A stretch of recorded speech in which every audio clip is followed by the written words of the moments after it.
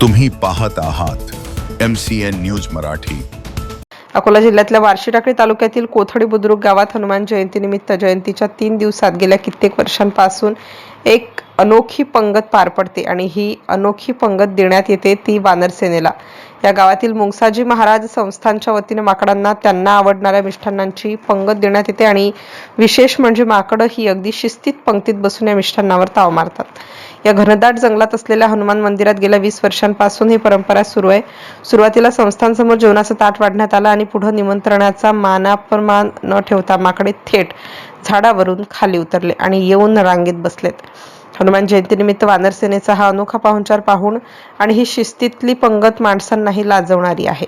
MCN news Marathi करिता धनराज सपकाळ, कोथळी बुद्रुक। ही 10-15 वर्षापासून ही परंपरा चालू आहे आमची।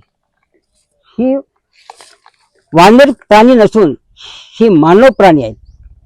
ही हिंदू धर्माची संस्कृती ही जपणार आहेत, सीते मातेची आज्ञा पाळणार आहेत, रामप्रभूची आज्ञा पाळणार आहेत। म्हणून मी त्यांना एक रामप्रभूचा एक अंश चैतन्य परब्रह्म स्वरूप याच्यामध्ये आहे, म्हणून मी त्यांची एक आत्मभाविताची सेवा करतो।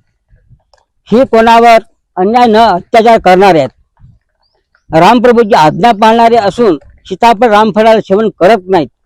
म्हणून ही सर्वात श्रेष्ठ हनुमंतरायात आज गाव परत मारुतीरायाचं मंदिर आहे, ते आपण मूर्तीला शंकरा फासून त्याला मूर्ती स्थापन केली आहे। पण हे सजीव हनुमंतराय आहेत।